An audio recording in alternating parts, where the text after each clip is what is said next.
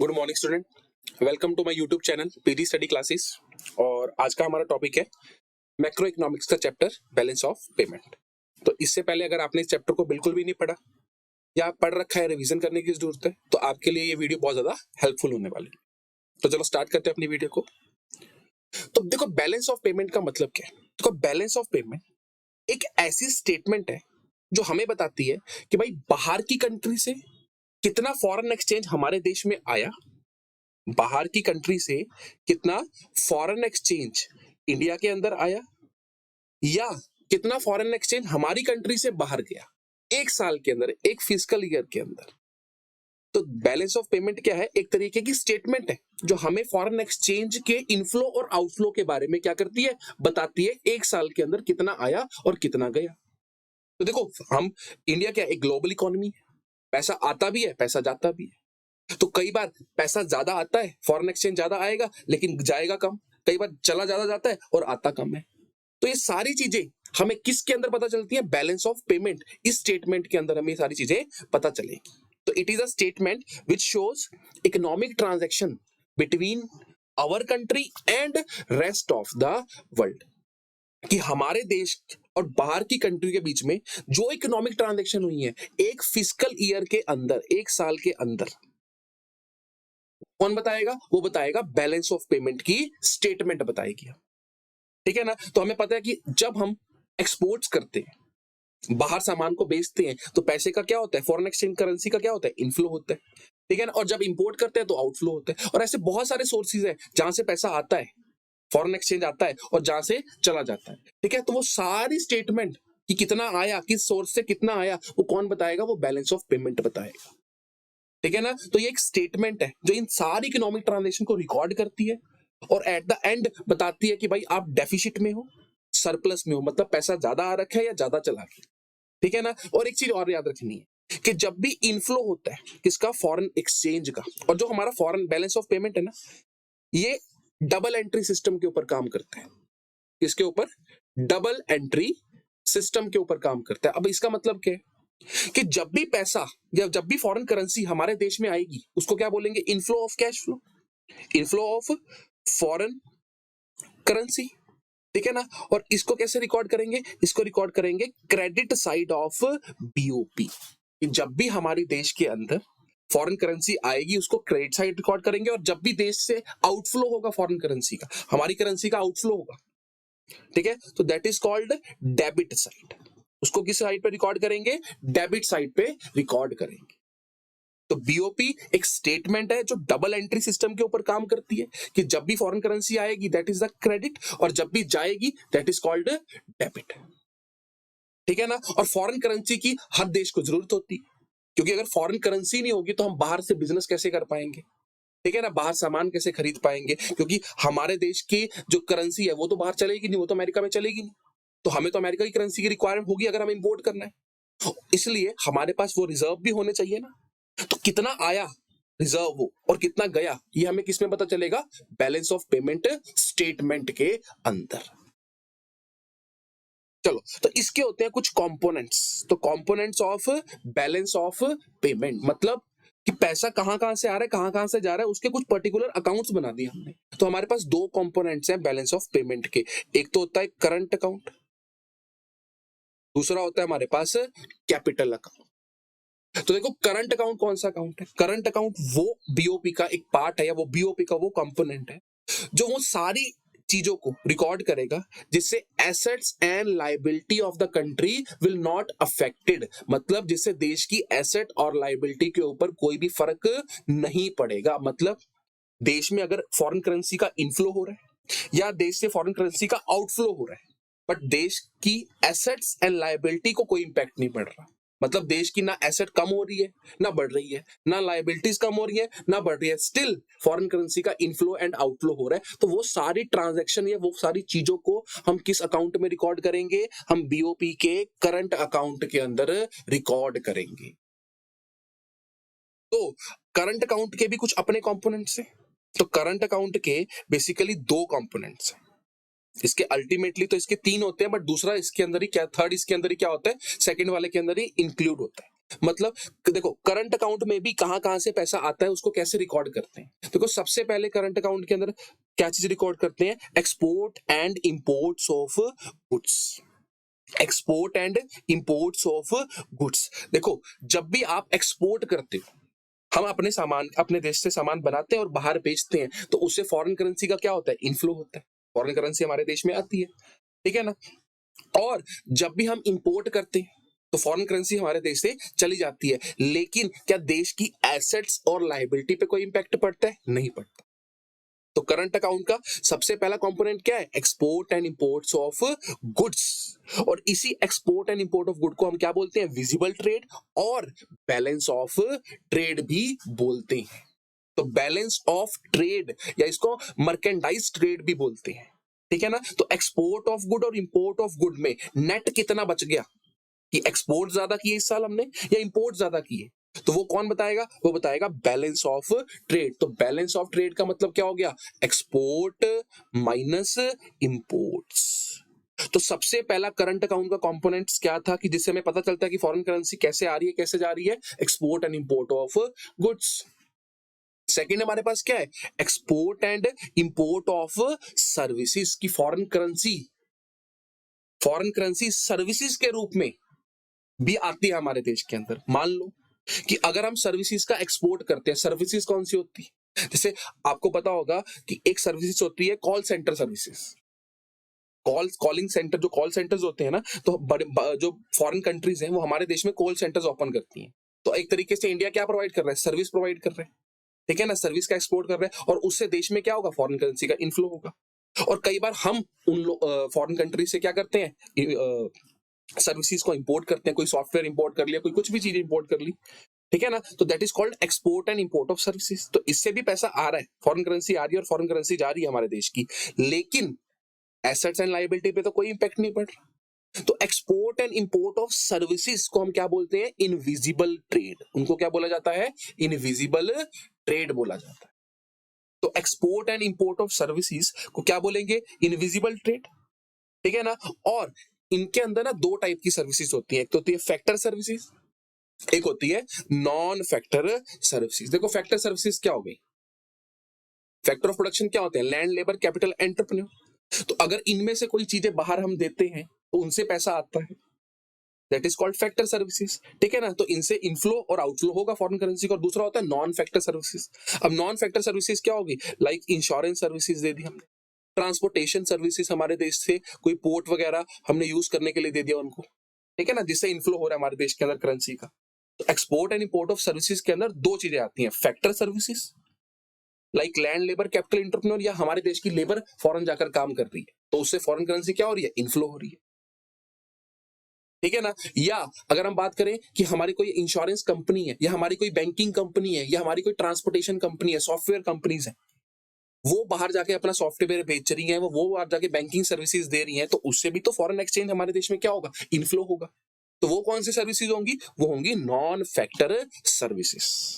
और थर्ड, तीसरा तरीका क्या है हमारे पास, तीसरा कंपोनेंट क्या है इसका, वो है करंट ट्रांसफर्स, यानी कि यूनिलेटरल ट्रांसफर भी बोलते हैं, यानी कि फ्री फंड का पैसा।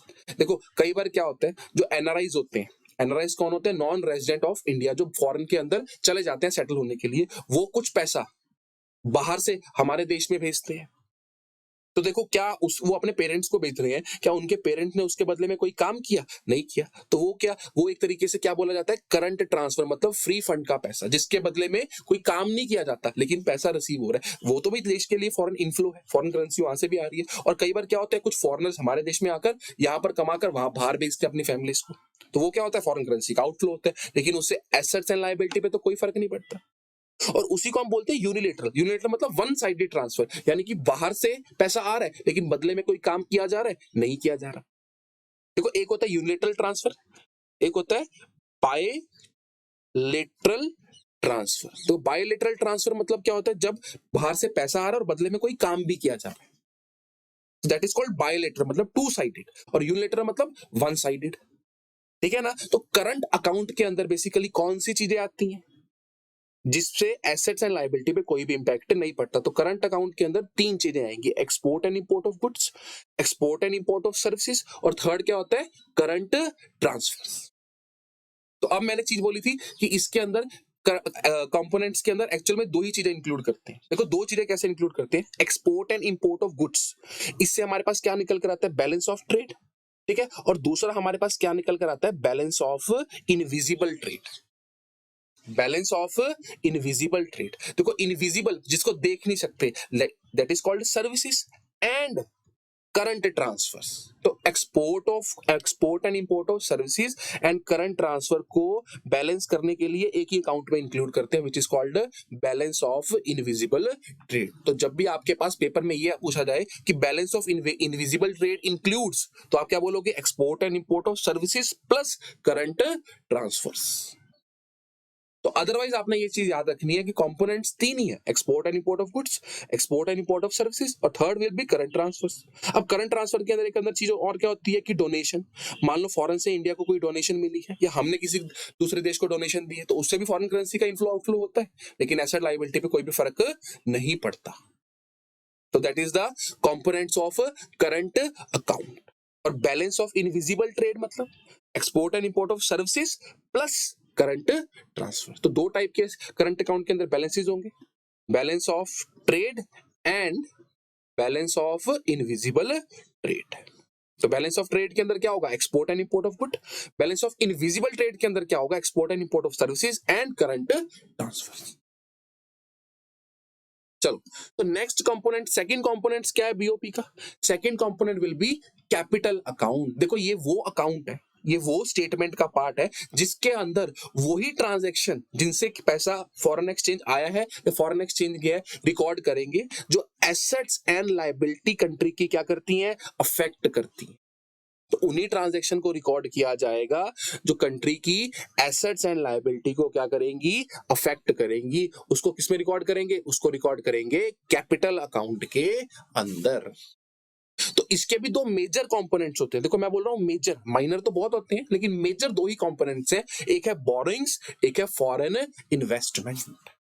तो मान लो आपने अगर फॉरेन से कोई बोरो कर लिया, मतलब इंडिया ने अमेरिका से कुछ लोन बोरो कर लिया, तो देखो इनफ्लो ऑफ फॉरेन करेंसी तो है, फॉरेन करेंसी आई तो है, लेकिन उससे देश की क्या क्रिएट होगी, लायबिलिटी क्रिएट होगी।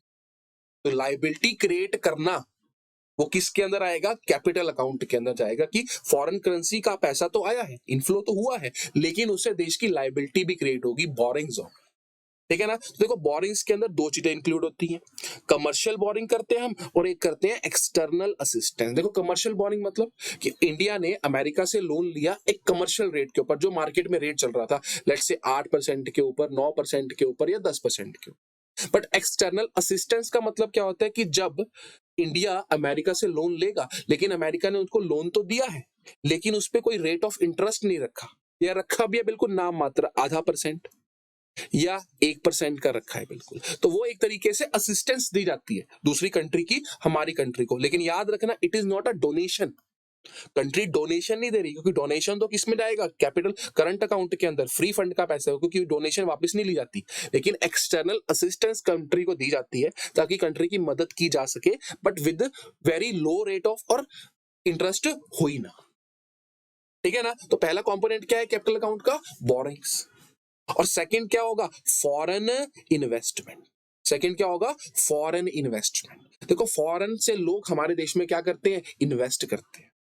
एप्पल ने हमारे देश में क्या किया, पैसा इन्वेस्ट किया, तो उससे फॉरेन करेंसी का इनफ्लो हुआ हमारे देश के अंदर, और हमारे देश के लोग भी बाहर जाके क्या करते हैं, इन्वेस्टमेंट करते हैं, तो उससे आउटफ्लो होता है फॉरेन करेंसी का हमारे देश से। ठीक है ना। तो ये भी बताता है फॉरेन इन्वेस्टमेंट के अंदर। तो फॉरेन इन्वेस्टमेंट भी दो टाइप की होती है, portfolio investment and foreign direct investment. और इससे एसेट्स क्या होती है, देश की कम होती है।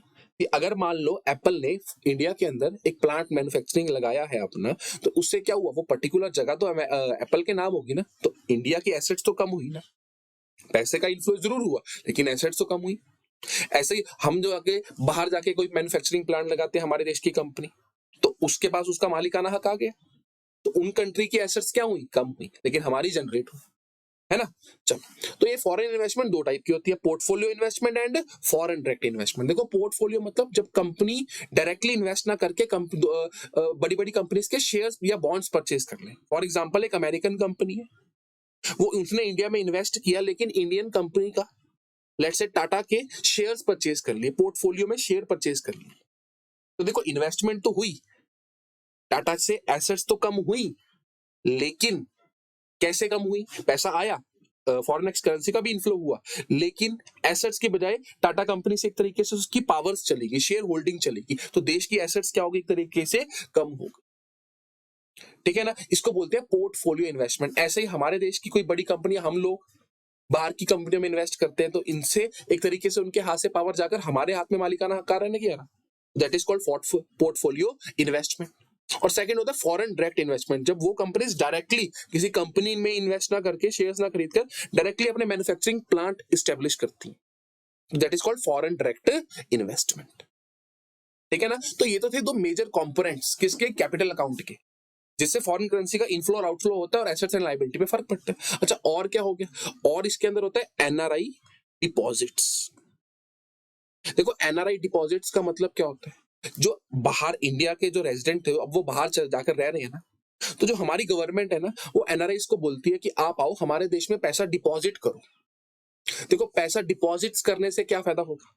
जब वो बाहर के लोग हमारे देश में पैसा डिपॉजिट करेंगे, मतलब वो अपनी करेंसी में डिपॉजिट करेंगे, अमेरिका की करेंसी में डिपॉजिट करेंगे, तो हमारे देश के पास फॉरेन एक्सचेंज क्या होगा? इनफ्लो बढ़ेगा, फॉरेन करेंसी ज्यादा आएगी, और बदले में इंडिया क्या देगा? जब वो यहाँ पर डिपॉजिट करेंगे तो इंडिया उनको अच्छा रेट ऑफ क्या देगा? इंटरेस्ट देगा। तो that is called NRI deposit. देखो एक होता है एनआरआई डिपॉजिट, एक होता है एनआरआई रेमिटेंस।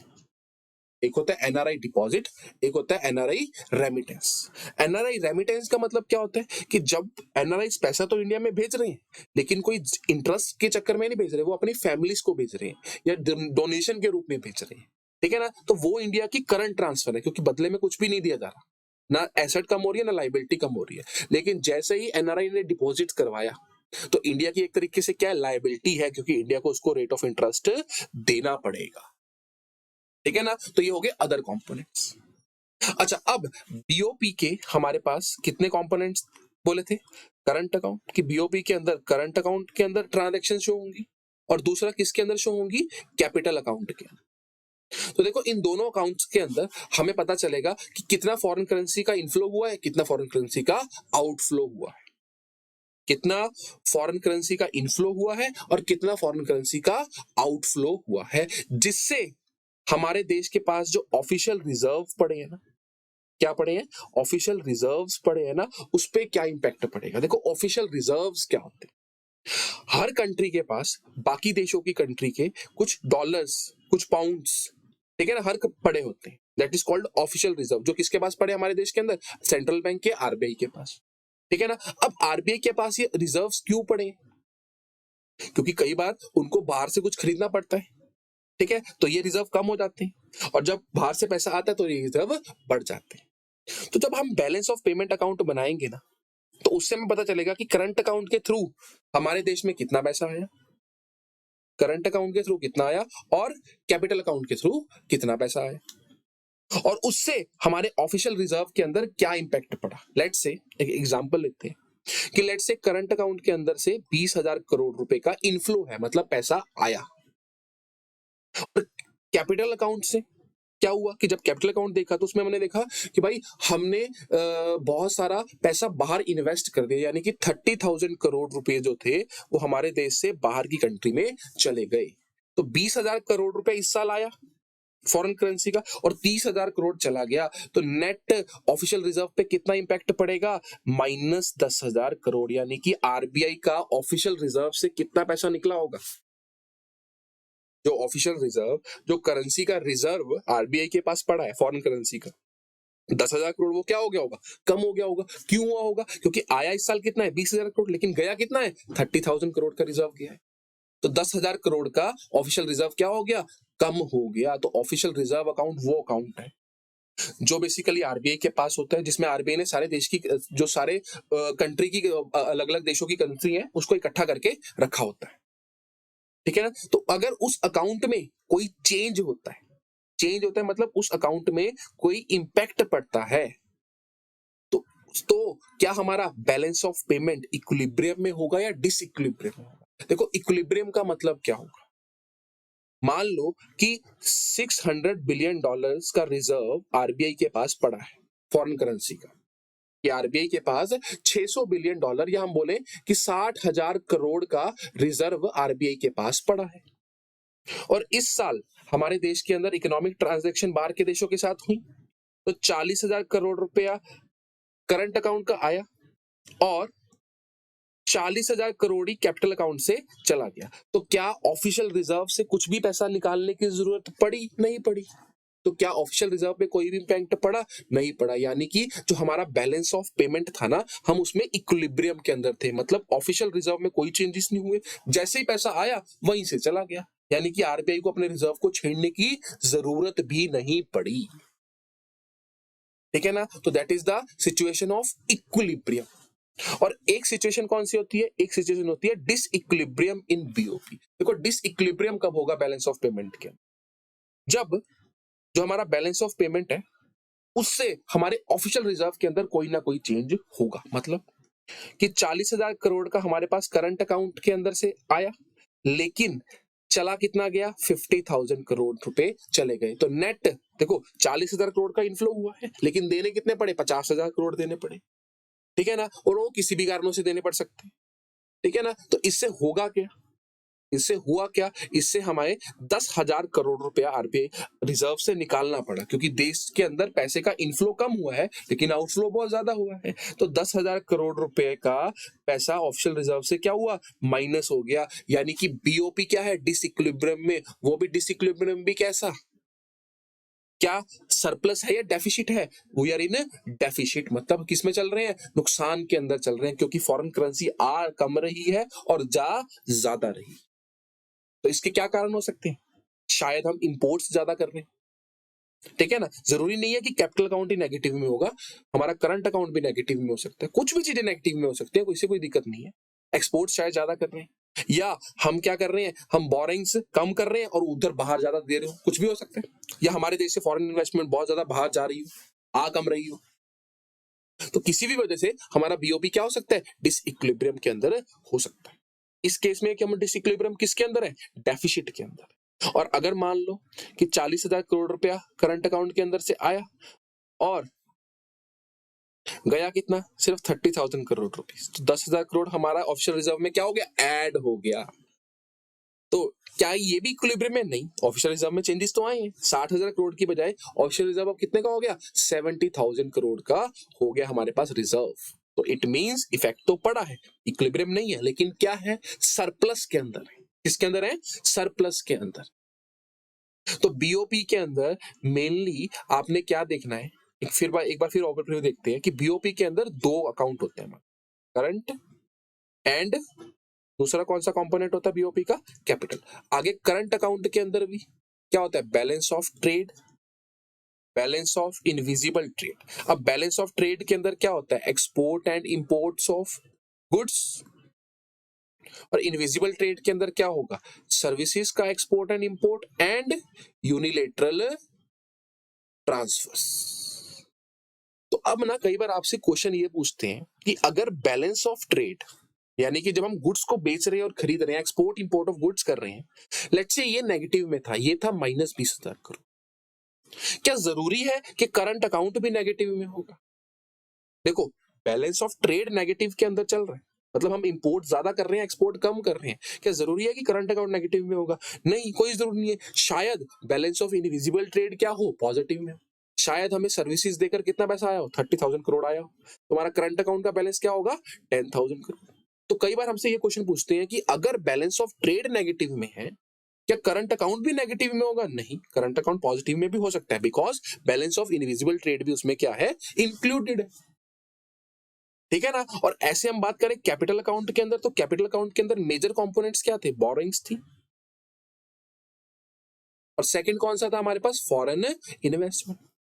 अब ऐसा भी हो सकता है कि शायद हमने 40,000 करोड़ की बोरिंग्स करी हो, लेकिन हमारे देश से 50,000 करोड़ रुपया बाहर के देशों में इन्वेस्ट हो गया हो, तो ये माइनस में हो सकता है? हो सकता है, कोई बड़ी बात नहीं है। तो अगर हमसे ये पूछें कि अगर बोरिंग्स हमने करी है तो क्या कैपिटल अकाउंट स्टिल नेगेटिव में हो सकता है? यस, हो सकता है।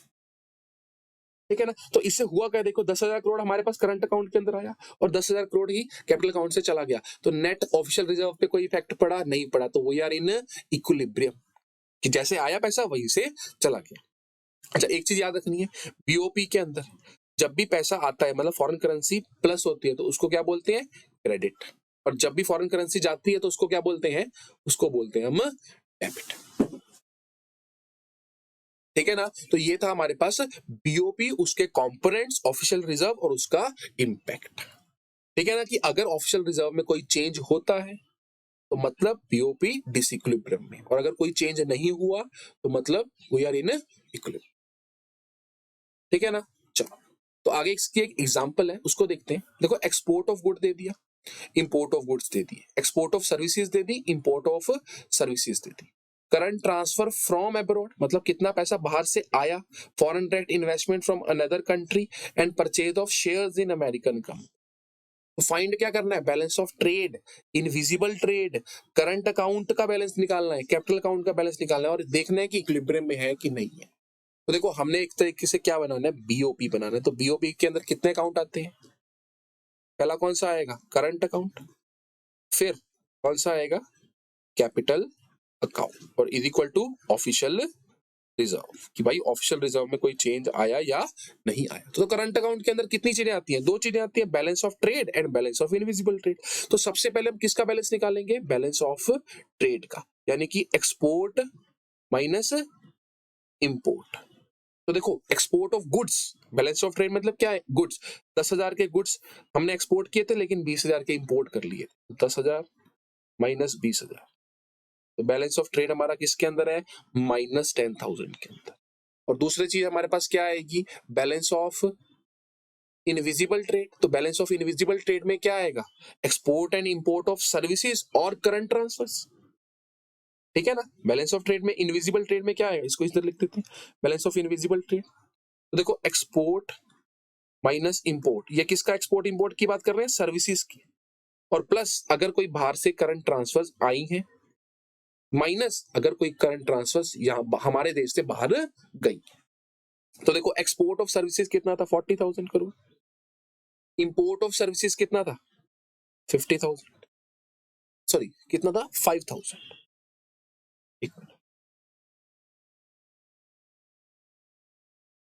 इंपोर्ट कितना था, 5,000, और current transfer from abroad, abroad से कितना ट्रांसफर आया था, 12,000। क्या कुछ गया था, नहीं, कुछ भी नहीं गया था। तो मतलब 40 माइनस 50, 40 माइनस 5,000, 35,000 प्लस 12,000, यानी कि 47,000 करोड़ रुपीस इनफ्लो हुआ है बैलेंस ऑफ इनविजिबल ट्रेड से। और बैलेंस ऑफ ट्रेड से क्या हुआ है, इनफ्लो या outflow, outflow of foreign currency, और बैलेंस ऑफ इनविजिबल ट्रेड से क्या हुआ है, इनफ्लो ऑफ फॉरेन करेंसी। चलो, तो करंट अकाउंट का बैलेंस क्या होगा, balance of trade plus balance of invisible trade. तो देखो, करंट अकाउंट का बैलेंस मैं इधर लिख देता हूं, minus 10,000 plus 47,000 crore, it will be 37,000 crore. तो करंट अकाउंट का बैलेंस कितना होगा, 37,000 करोड़ इनफ्लो पॉजिटिव के अंदर है। अब बात किसकी करेंगे, कैपिटल अकाउंट के अंदर। तो इसके कंपोनेंट्स क्या होते हैं, borrowings and foreign direct investment. देखो, foreign direct investment from another country, हमारे देश में पैसा आया है 40,000 crore, and purchase of shares in American company, यानी कि हमने अमेरिकन कंपनी के शेयर खरीदे हैं हमारे देश में से, तो पैसे का इनफ्लो है, आउटफ्लो है, आउटफ्लो है, तो माइनस 20,000 करोड़। तो नेट कितना हुआ, 20,000 करोड़। तो कैपिटल अकाउंट का बैलेंस कितना आया, 20,000 करोड़, करंट अकाउंट का कितना है, 37,000 करोड़। तो ऑफिशियल रिजर्व में चेंजेस हुए हैं कि नहीं हुए, हुए हैं, कितने, 57,000 करोड़। तो क्या हम इक्विलिब्रियम में, डिस इक्विलिब्रियम में, we are in disequilibrium. और वो ये भी डिसइक्विलिब्रियम किस तरीके का है, ये डिसइक्विलिब्रियम है सरप्लस। तो ये था हमारे पास एक प्रैक्टिकल क्वेश्चन जिसमें हमें कुछ भी निकालने के लिए बोल सकते हैं। तो मैंने आपको ओवरऑल हर अकाउंट को क्या कर दिया, कवर कर दिया इसके अंदर। चलो, तो नेक्स्ट हमारे पास क्या टॉपिक है, ऑटोनॉमस एंड अकोमोडेटिंग आइटम्स। देखो, ध्यान से देखना है, ऑटोनॉमस ट्रांजैक्शंस कौन सी होती हैं और अकोमोडेटिंग ट्रांजैक्शन कौन सी होती है, या आइटम कौन सी होती है बैलेंस ऑफ पेमेंट के अंदर। देखो, ऑटोनॉमस आइटम्स वो आइटम्स होंगी जो बेसिकली प्रॉफिट मोटिव के लिए की जाती है। मतलब जैसे हम इंपोर्ट करते हैं बाहर से सामान, हम कोई बाहर से मशीनरी इंपोर्ट कर रहे हैं, या हम कोई और टेक्निकल चीज इंपोर्ट कर रहे हैं, सॉफ्टवेयर इंपोर्ट कर रहे हैं, या एक्सपोर्ट कर रहे हैं सॉफ्टवेयर बेचने के लिए, सर्विसेज बेचने के लिए। तो अगर हम इंपोर्ट एंड एक्सपोर्ट कर रहे हैं, लेकिन किसके लिए? प्रॉफिट मोटिव के लिए, तो that is called autonomous item. और इन्हीं आइटम्स की वजह से जब हम ज्यादा इंपोर्ट करना शुरू कर देते हैं और एक्सपोर्ट कम करना शुरू कर देते हैं, तभी हमारे बीओपी पे क्या आता है? इंपैक्ट आता है, और हमारा बैलेंस ऑफ पेमेंट या तो डिसइक्विलिब्रियम में पहुंच जाता है, या तो सरप्लस होगा या डेफिसिट हो जाता है। ठीक है ना? तो ऑटोनॉमस आइटम्स कौन सी आइटम्स होती हैं? वो आइटम्स जो किसके लिए की जाती है? प्रॉफिट मोटिव के लिए की जाती है, और जिसकी वजह से मेन हमारा बीओपी क्या करता है? इंपैक्ट होता है। इसी की वजह से इक्विलिब्रियम और डिसइक्विलिब्रियम में जाता है हमारा बीओपी। डिसइक्विलिब्रियम में जाने का कारण कौन सी आइटम्स है? ऑटोनॉमस, क्योंकि सरकार इसको कंट्रोल नहीं कर रही है, ये फ्रीली हो रहा है, और किसके लिए किया जा रहा है? प्रॉफिट के लिए, और आम पब्लिक कर रही है इसको। ठीक है ना? तो इसलिए इसको क्या बोलते हैं? अबव द लाइन, मतलब देश की बाउंड्री के बाहर ये ट्रांजेक्शंस हो रही है, जिससे हमारे देश का बीओपी इंपैक्ट कर रहे हैं। मतलब फॉरेन करेंसी आ कम रही है, ज्यादा बढ़ रही है। ठीक है ना? और इसके अंदर बेसिकली क्या बोला जाता है? Movement across the border of good. जो मूवमेंट है वो बॉर्डर के दूसरी तरफ हो रही है गुड्स की, क्योंकि अगर गुड्स या सर्विसेज भी बोल सकते हैं इसको, सर्विसेज की मूवमेंट होगी ना एक जगह से दूसरी जगह पर, तभी जाकर हमारी जो ये ऑटोनॉमस आइटम्स है वो इंपैक्ट करेंगे हमारी बीओपी को। ठीक है ना? तो ऑटोनॉमस आइटम्स का मतलब क्या हो गया? वो आइटम्स जो बेसिकली एक तो प्रॉफिट मोटिव के लिए की जाती है, जिनकी वजह से हमारा मेन बैलेंस ऑफ पेमेंट क्या होता है? इंपैक्टेड होता है, और डिसइक्विलिब्रियम शो होता है उसके अंदर। और इनको बेसिकली क्या बोला जाता है? अबव द लाइन, मतलब ये प्रॉफिट कमाने के लिए है और देश से बाहर की जाती है। देखो बाहर होंगी, बाहर से सामान बेच रहे हैं, बाहर से खरीद रहे हैं, तभी ऑटोनॉमस आइटम्स है ना, कोई कंट्रोल नहीं है गवर्नमेंट का। और सेकंड हमारे पास उसके बाद कौन सी है? Accommodating item. देखो ये कौन सी आइटम्स है? ये प्रॉफिट के लिए नहीं की जाती, और ये बेसिकली कौन करता है? गवर्नमेंट करती है। ठीक है? ताकि वो इक्विलिब्रियम बीओपी के अंदर मेंटेन कर सके, जो इक्विलिब्रियम ऑटोनॉमस आइटम्स ने क्या किया? इंपैक्ट किया। मतलब हमने बहुत ज्यादा इंपोर्ट किया और एक्सपोर्ट कम कर दिया, जिसकी वजह से 10,000 करोड़ के डेफिसिट के अंदर हमारा बीओपी का जो बैलेंस था वो चला गया। अब गवर्नमेंट को देखो 10,000 करोड़ क्या डेफिसिट है, मतलब कम है। अब सरकार को क्या करना पड़ेगा? इक्विलिब्रियम मेंटेन करने के लिए भी इस 10,000 करोड़ को क्या करना पड़ेगा? निकाल कर देना पड़ेगा, ताकि ये 10,000 रुपए सरकार क्या करेगी? देगी अपने किससे निकाल कर? ऑफिशियल रिजर्व से निकाल कर। तो देखो जब ऑटोनॉमस आइटम की जाती है ना, तो इंपोर्ट एंड एक्सपोर्ट नॉर्मली किया जाता है, ऑफिशियल रिजर्व से कोई मूवमेंट नहीं होती। लेकिन ऑटोनॉमस आइटम की वजह से जब डेफिसिट आ जाए या सरप्लस आ जाए, उससे वजह से मूवमेंट होती है किसके अंदर? ऑफिशियल रिजर्व के। ऑफिशियल रिजर्व जो आरबीआई के पास पड़े होंगे, आरबीआई को अब उसमें से मजबूरन 10,000 करोड़ रुपए निकाल कर इन ऑटोनॉमस वालों को देना पड़ेगा, ताकि इक्विलिब्रियम मेंटेन हो सके, ताकि एक इक्विलिब्रियम क्या हो सके? मेंटेन हो सके। ठीक है ना? अच्छा, क्या इसमें गुड्स का ट्रांसफर किया जाएगा? नहीं, क्योंकि ये गवर्नमेंट ने करना है। गवर्नमेंट ने कोई सामान बेचकर पैसे का इनफ्लो आउटफ्लो नहीं करना, उसने तो ये देखना है कि भाई जो इनफ्लो आउटफ्लो होने की वजह से पैसे के अंदर डेफिसिट या सरप्लस आया है, हम उसको ठीक कर दें। बस हम ऑफिशियल रिजर्व से उस पैसा निकाल कर अपना बीओपी मेंटेन कर लें। और ये कौन सी होती है? बिलो द लाइन, यानी कि देश के अंदर ही की जाएंगी, बाहर क्यों की जाएंगी? रिजर्व से पैसा निकाल कर दे दिया। तो इसके एक एग्जाम्पल दिखाते हैं आपको, कि मान लो बैलेंस ऑफ पेमेंट था। अब देखो current account plus capital account is equal to official reserve. अब करंट अकाउंट में क्या हुआ? 40,000 करोड़ का नेगेटिव आ गया, क्योंकि लोग इंपोर्ट बहुत ज्यादा कर रहे थे। ठीक है? और कैपिटल अकाउंट में 20,000 करोड़ का पॉजिटिव आ गया, यानी कि बोरिंग्स वगैरह कर ली थी बाहर से, कंट्री से, गवर्नमेंट ने। बट इससे भी क्या हुआ? हमारे ऑफिशियल रिजर्व पे इंपैक्ट। तो ये जो दोनों ट्रांजैक्शन है ना, करंट और कैपिटल की, these are called autonomous transaction, यानी कि प्रॉफिट मोटिव के लिए की जाती है। इनका कोई लेना देना नहीं है कि देश का बीओपी मेंटेन हो रहा है या नहीं हो रहा। लेकिन अब सरकार को अब ऑफिशियल रिजर्व में कितने की दिक्कत आ गई? -20,000 करोड़ की। आ गया कि नहीं आ गया? अब ये 20,000 करोड़ गवर्नमेंट के द्वारा क्या किया जाएगा? ठीक किया जाएगा, मतलब ऑफिशियल रिजर्व से निकाल कर दिया जाएगा, ताकि बीओपी जो ये ट्रांजैक्शन है वो कंप्लीट हो सके। तो that is called accommodating item, जो इक्विलिब्रियम मेंटेन करने के लिए। देखो इक्विलिब्रियम कैसे होगा? अब -40,000 प्लस 20,000 कितना आ गया? -20,000। तो ऑफिशियल रिजर्व में से 20,000 करोड़ रुपए निकाल कर दिया गया। ठीक है ना? तो ऑफिशियल रिजर्व में से 20,000 करोड़ पर क्या किया गया? निकाल कर दिया गया। तो ये माइनस के अंदर था, अब ये माइनस उधर जाकर क्या हो जाएगा? प्लस हो जाएगा। आंसर विल बी 0, यानी कि जितना डेफिसिट था, वो डेफिसिट ऑफिशियल रिजर्व से निकालकर एकोमा गवर्नमेंट ने उसको मेंटेन करके रख दिया। तो एंड में आंसर क्या बचा? 0। मतलब कुछ भी दिक्कत नहीं है, बीओपी को जो भी था वो मेंटेन कर दिया गया गवर्नमेंट के द्वारा। That is called autonomous and accommodating items.